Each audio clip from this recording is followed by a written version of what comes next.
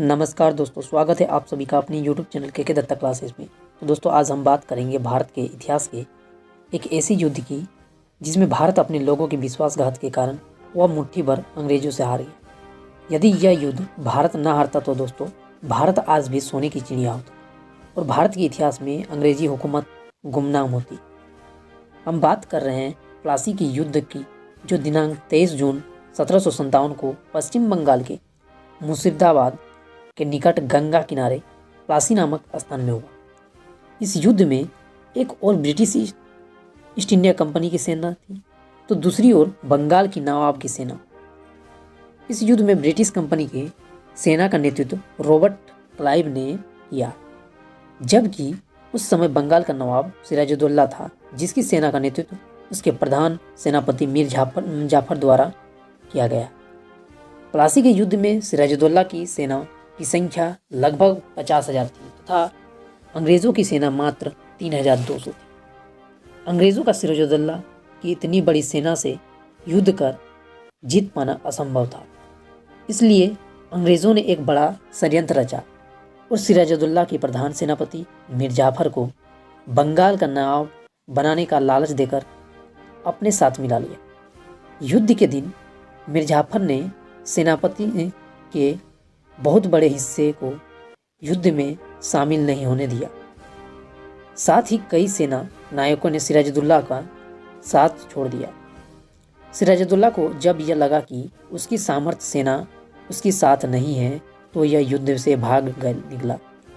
इसी दौरान मौका पाते ही मीर जाफर के पुत्र मीरान ने उसके साथी मोहम्मद अली बेग द्वारा 2 जुलाई 1757 को सिराजुद्दौला की हत्या करवा दी।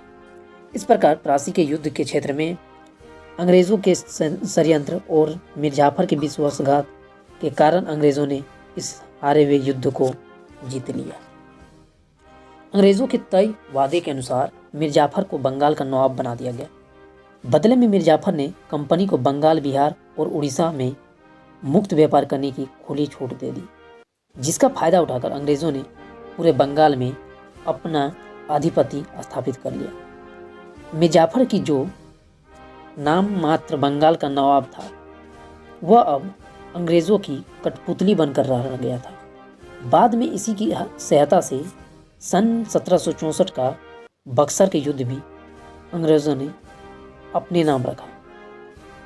इस तरह अंग्रेज़ों की शक्ति मजबूत होती चली गई और वे पूरे बंगाल को अपने नियंत्रण में रखते हुए धीरे धीरे पूरे भारत में अपना आधिपत्य जमाना आरंभ कर दिया। इस प्रकार भारत अंग्रेज़ों के आने वाले 200 साल की गुलामी में कैद हो गया। मीर जाफर भारत की उपमहाद्वीप में देश की द्रोही गद्दार का पर्यायवाची बन गया। इसे महान विश्वासघाती के नाम से भी जाना जाता है।